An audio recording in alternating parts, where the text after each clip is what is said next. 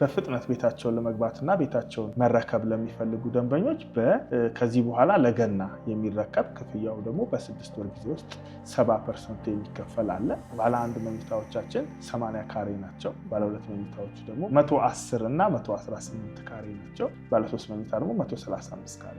ዋጋችን እጅግ በጣም ተመጣጣኝ የሚባልና ሰፊውን የማህበረሰብ ክፍል ያማከለ ነው። መካከለኛ ገቢ ላይ ያለውን የቤት ባለቤት ለማድረግ ታስቦ ነው በዋነኝነት እየተሰራ ያለው። አንድ ካሬ እየሸጥን ያለነው በካሬ 77900 ብር ነው። ሙሉ ክፍያው ደግሞ 6,200,000 ብር። ይሄንን ገንዘብ በአጭር ጊዜ ውስጥ ማግኘት ካልቻሉ የባንክ ብድር አመቻችተንላቸዋል። ከ5 ዓመት እስከ 20 ዓመት በሚደርስ የረጅም ጊዜ አከፋፈል ስርዓት መክፈል ይችላል። ጥሩ። ደንበኞች ቤቱን ከገዙ በኋላ መሸጥ መለወጥ ይችላሉ? ለምሳሌ አንድ ደንበኛ 25% ሲከፍል 3% ዲስካውንት ይኖረዋል። 50 ሲከፍል 6 ይኖረዋል። 70 ሲከፍል ደግሞ 8 ይኖረዋል። 100 ሲከፍል 10 ይኖረዋል። እጅግ በጣም ብዙ ነዋሪ የሚኖርበት ኦልሞስት የመኖሪያ መንደር ከሚባሉት አዲስ አበባችን ውስጥ ለዳውንታውን ወይም ለከተማው እጅግ በጣም ቅርብ የሆነ ለሜክሲኮ 6 ኪሎ ሜትር ለቄራ 4 ኪሎ ሜትር። የአንዳንዱ ህንፃዎች ላይ የ24 ሰዓት የመብራትና የውሃ መቆራረጥ አይኖርም። ይህም ማለት የከርሰ ምድር ውሃ አለ፣ ባካፕ ጀነሬተር አለ፣ እንዲሁም ወተር ፓምፕ እና ወተር ሪዘርቫየር አለ።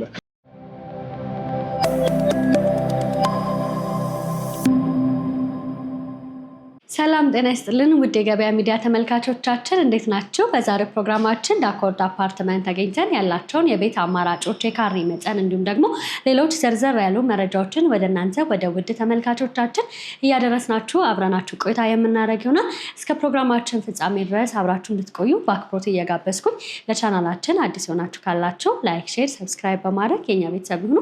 መልካም ጊዜ ይሁንላችሁ።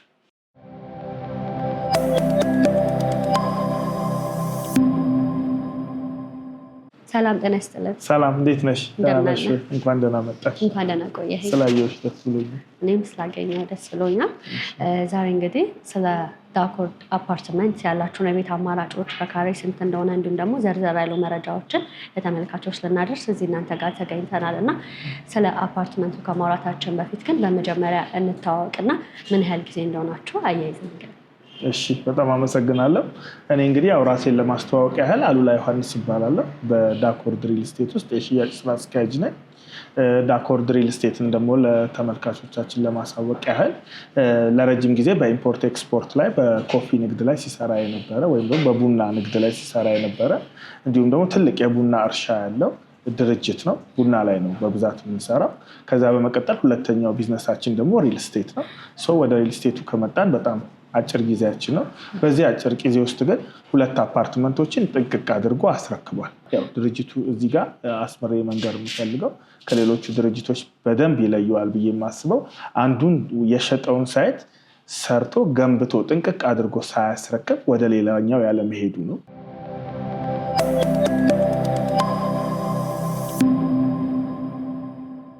ባለ አንድ መኝታዎቻችን 80 ካሬ ናቸው።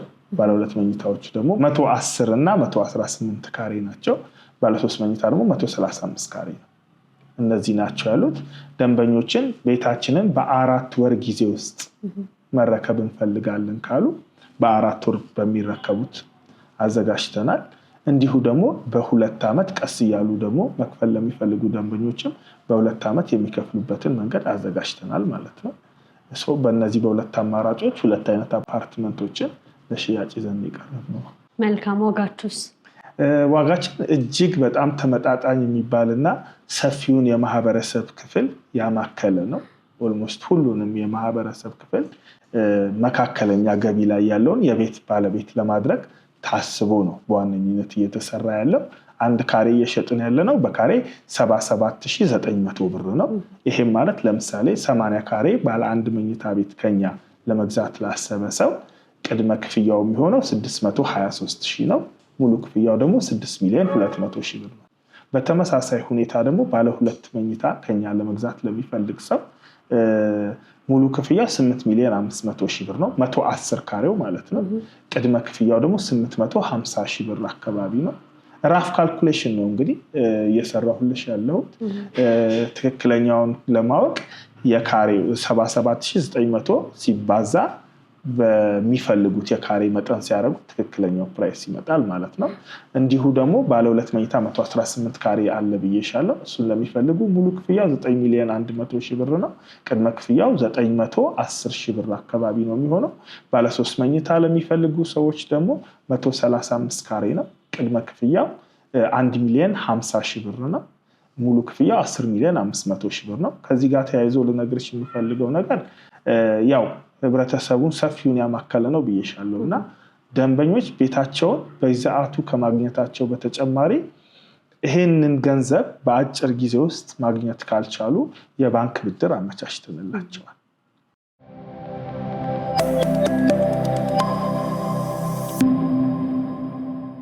ስለዚህ ደንበኞች የገዙትን ቤት 70% ብቻ ነው መክፈል የሚጠበቅባቸው፣ ቤቱ ቅድመ ክፍያውን ጨምሮ ማለት ነው። ቅድመ ክፍያውን ካልጨመረ ደግሞ አንድ ደንበኛ የገዛውን ቤት 60% ከቅድመ ክፍያ በኋላ ከከፈለ ቀሪውን ቤት ውስጥ እየኖረ ከ5 ዓመት እስከ 20 ዓመት በሚደርስ የረጅም ጊዜ አከፋፈል ስርዓት መክፈል ይችላል። ይህንን በገንዘብ ከቀየር ነው ከኛ 80 ካሬ ዋን ቤድሩም መግዛት የሚፈልግ ሰው ለምሳሌ በ1 ዓመት ከ6 ወር የሚረከበው ላይ ከመረጠ በ1 ዓመት ከ6 ወር ውስጥ መቆጠብ የሚጠበቅበት 3,700,000 ብር ብቻ። 3,700,000 ብር በ1 ዓመት ጊዜ ውስጥ በአንድ ጊዜ ሳይሆን በ6 ቦታ ተከፋፍሎ በኮንስትራክሽን ሂደት መሰረት ወይም ደግሞ አገነባቡን እያየ ህንፃው ለምሳሌ አሁን ያለበት 1ኛ ፎቅ ላይ ከሆነ 4ኛ ፎቅ ላይ ሲደርስ፣ 8ኛ ፎቅ ላይ ሲደርስ፣ 12ኛ ፎቅ ላይ ሲደርስ እየተባለ ተከፋፍሎለት ማለት ነው። በጊዜ ይሄኛውን ለመተመን ለሚፈልጉ ሰዎች ደግሞ አትሊስት በየ4 ወሩ ሚኒመም በየ4 ወሩ 10% እየከፈሉ 3,700,000 ብር በሚደርሱበት ጊዜ ባለ 1 መኝታው መግዛት ይችላሉ። ባለ 2 መኝታውን ደግሞ መግዛት የሚፈልጉ ሰዎች እስከ 5 ሚሊዮን 110 ካሬውን 5,100,000 ብር ነው መቆጠብ የሚጠበቅባቸው በ1 ዓመት ከ6 ወር ጊዜ ውስጥ። ምናልባት እንግዲህ እዚህ ጋር ለደንበኞች ክሊር ለማድረግ አንዳንዴ ክፍያው እስከ 2 ዓመት ሊሄድ ይችላል። ምክንያቱም አንዳንዴ ማራዘሚያዎችን እንሰጣለን። ሰው ላይ ሞላለት ይችላል። ያው እየሰራ ነው እየሰራ እያመጣ ነው ከስር ከስር የሚከፍለው እና በእቅዱ ባይሄድ አንዳንድ ነገር ቢገጥመው በእያንዳንዱ ክፍያዎች ላይ እንደሚያቀርበው ምክንያት ወይም ደግሞ እንደሚያቀርበው ሪዘን እስከ 1 ወር ጊዜ ማራዘሚያ ይሰጠዋል። ስለዚህ ይሄ ክፍያ ቴክኒካሊ 1 ወር ጊዜ በየክፍያው ማራዘሚያ ካለው እስከ 2 ዓመት የሚሄድበት መንገድ አለ ማለት ነው። ስለዚህ ከ1 ዓመት ከ6 ወር እስከ 2 ዓመት ድረስ 5,100,000 ብር ከከፈልሽ ለአንድ ቤድሩም ደግሞ ቅድም እንደነገርኩሽ 3,700,000 ሌላኛውን 2 መኝታ ከመረጥሽ ደግሞ 5,500,000። እነዚህ ዋጋዎች ባይዘው በጣም ሪዝነብል ዋጋዎች ናቸው ከተማው ላይ ካለው የቤት ማርኬት አንጻር ማለት ነው ስናየው፣ ያውም በኢንስቶልመንት ወይም ደግሞ በአከፋፈል ስርዓት ተበትነው ሲሆን ማለት ነው። እኛ ላይ ያንዳንዱ ቤት ቅድመ ክፍያ 10% ነው እየጠየቅን ያለ ነው። አንድ ደንበኛ ግን ከ10% በላይ የሚከፍል ከሆነ አከፋፈሉ ላይ የተመሰረተ የተለያዩ ዲስካውንቶችን አውጥተናል። ይሄም ማለት ለምሳሌ አንድ ደንበኛ 25% ሲከፍል 3% ዲስካውንት ይኖረዋል። 50 ሲከፍል 6 ይኖረዋል። 70 ሲከፍል ደግሞ 8 ይኖረዋል። 100 ሲከፍል 10 ይኖረዋል። ይሄ ቀላል እንዳይመስልሽ የካሬ ዋጋውን 77,900 ብር ከነበረው ወደ 70,000 ብር ያወርደዋል ማለት ነው። ለምሳሌ አንድ ደንበኛ 100% ከፍዬ ቤት ልግዛችሁ ቢል በካሬ የሚገዛን ዋጋ በ70,000 ብር አካባቢ ነው የሚሆነው። 50% ከፍዬ ልግዛ የሚል ደንበኛ ደግሞ በ74,000 ብር ነው የሚገዛው። የካሬ ዋጋው ላይ ትልቅ ልዩነት ነው የሚያመጣው ማለት ነው። ኢቨን 25% ከፍዬ ልግዛ የሚል ደንበኛ በካሬ 75,000 ብር ነው የሚገዛው። ይሄ ጥሩ እድል ነው ወይም ደግሞ ቆንጆ ዲስካውንት ነው። ከዳኮርድ አንድ ሰው ቤት ሲገዛ ግን ዳኮርድ ራሱን በግልጽ ቀጥቷል። ለምሳሌ ምን ይላል መሰለሽ ውላችን ባለው ጊዜ ድርጅቱ ቤቱን ባያስረክብ 4% ለ1 ዓመት ይቀጣል። ከተማ መሀል ነው ያለው ብዬሻለሁ። ጀሞ 1 ነው። እጅግ በጣም ብዙ ነዋሪ የሚኖርበት ኦልሞስት የመኖሪያ መንደር ከሚባሉት አዲስ አበባችን ውስጥ ላይክ አሁን አንድ ሰው ሲኖር ከተማ መሀል የሚኖር ሰው አለ፣ ዳውንታውን ይባላል። ከዛ ደግሞ የመኖሪያ የሚባሉ ሰፈሮች አሉ። የመኖሪያ የሚባሉት ሰፈሮች ለዳውንታውን ወይም ለከተማው እጅግ በጣም ቅርብ የሆነ ለሜክሲኮ 6 ኪሎ ሜትር፣ ለቄራ 4 ኪሎ ሜትር እንዲሁም ደግሞ ለቦሌ 10 ኪሎ ሜትር ላይ ርቀት ላይ የሚገኝ ሳይት ነው። አካባቢውም ላይ በምንሄድበት ሰዓት ደግሞ አስፋልት ቅርብ ነው። ለታክሲ ስቴሽን፣ ለባስ ስቴሽን እጅግ በጣም ቅርብ ነው። ከዛ በተጨማሪም ደግሞ የኢትዮ ጅቡቲ የባቡር ስቴሽንም እዛ አካባቢ ነው ያለው። ከአዲስ አበባ ወደ ድሬዳዋ የሚሄደው ባቡር ስቴሽንም እዛው አካባቢ ነው ያለው። እጅግ ሰፊና ቆንጆ የሆነ የመኖሪያ ሰፈር ከመሆኑ ጋር ተያይዞ እንዲሁም የእምነት ተቋማት በበቂ ሁኔታ አሉ። የማንኛውም እምነት ተከታዮች ቢሆኑ የኢንተርናሽናል ስኩሎችም እንዲሁ በቅርብ ርቀት ላይ አሉ። መጠነኛ የሆኑ አገራዊ የሆኑ እንዲሁም ሃይማኖታዊ የሆኑ ትምህርት ቤቶች ሳይቀሩ በአካባቢው ላይ በደንብ በሰፊው ይገኛሉ። በደንብ ሰፊ ሰፈር ነው። ቆንጆ ሰፈር ነው። ያው ከምልሽ በላይ ደግሞ በካሜራችን ትይዙታላችሁ፣ ስንሄድም እናየዋለን ብዬ አስባለሁ። መልካም። ስለዚህ ከተመልካቾች ጋር ደግሞ ቦታውን እያስቃኘናቸው አብረናቸው ቆይታ ብናደርግ ደስ ይለኛል። አዎ፣ በጣም አመሰግናለሁ። ደስ ይለኛል።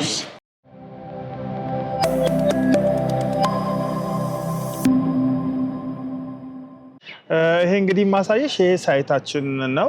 በአንድ ዓመት ከ6 ወር እናስረክባለን ያልኩሽ ፕሮጀክት በዚህ የፕሮግረስ ደረጃ ላይ ነው የሚገኘው። ከዚህ በኋላ 1 ዓመት ከ6 ወር ነው የሚፈጀው። ወደ ላይ 14 ፎቅ ነው። ከመሬት በታች 2 ቤዝመንት ጨርሶ አሁን 1ኛ ፎቅ ላይ ነው ያለው። ይሄኛውን ቤዝመንት ነው የሚሆነው። ከ1ኛ ፎቅ ጀምሮ እስከ 14ኛ ፎቅ ያሉት ግን ሙሉ በሙሉ የመኖሪያ አፓርትመንቶች ናቸው ማለት ነው። ባለ 1፣ ባለ 2፣ ባለ 3 መኝታ በ1 ዓመት ከ6 ወር መረከብ ለሚፈልጉ ሰዎች ይሄኛው ነው ሳይታችን። ከዚህ በተጨማሪ ደግሞ በ4 ወር የሚረከበው ሳይታችን ከዚህ ቀጥሎ እዛ ጋር አለ። እሱኛውም ላይ መግዛት የሚፈልጉ ደንበኞች እዛ ላይ ጆይን ማድረግ ይችላሉ። ሰዎች እንግዲህ እዚህ ቦታ ላይ ኢንቨስት ቢያደርጉ ያው የተለያየ ጥቅም ነው የሚያገኙት። ያው በአጠቃላይ እዚህ ቦታ ላይ ብቻ ሳይሆን ቤት ላይ ኢንቨስት የሚያደርግ ሰው ሪተርን ኦፍ ኢንቨስትመንቱ በጣም ሀይ ነው። የማይከስር ወይም ደግሞ አሴት ከትውልድ ትውልድ የሚሸጋገር ነገር ነው። ከዛ በላይ ግን ሰዎች በዋነኝነት ኮንሲደር ማድረግ ያለባቸው ገንዘባቸውን ከማውጣታቸው በፊት የምገዛው ቤት ፕላስ አሁን ላይ ያለው ማርኬት ምንድን ነው የሚፈልገው የሚለውን ነገር ነው። እነዚህ ኤሪያዎች ላይ በገንዘብ ዋይስ ቶሎ ሪዋርድ ገንዘባቸውን በማድረግ ለመኖር ቢያስቡ በተለያየ መንገድ እጅግ በጣም ተመራጭ የሆነ ጥሩ ሰፈር ነው። ለዳውንታውን ቅድም እንዳልኩሽም እጅግ በጣም ቅርብ ነው።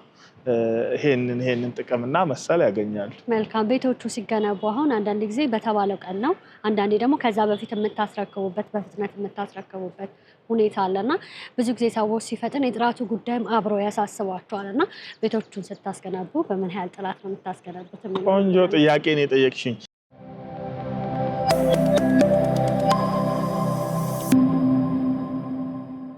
እንግዲህ ከአንዱ ግንባታ በደንብ እየተሻሻለ ነው የመጣው። ፍጥነት ከቴክኖሎጂ ጋር ነው። ያው ድሮ ምንድነው በእጅ ይቦካል፣ በእጅ ይታፈናል። ከዛም በኋላ ኮንክሪቱ ራሱ እስኪደርቅ 15 ቀን መጠበቅ አለበት ቀጣዩን ለመስራት።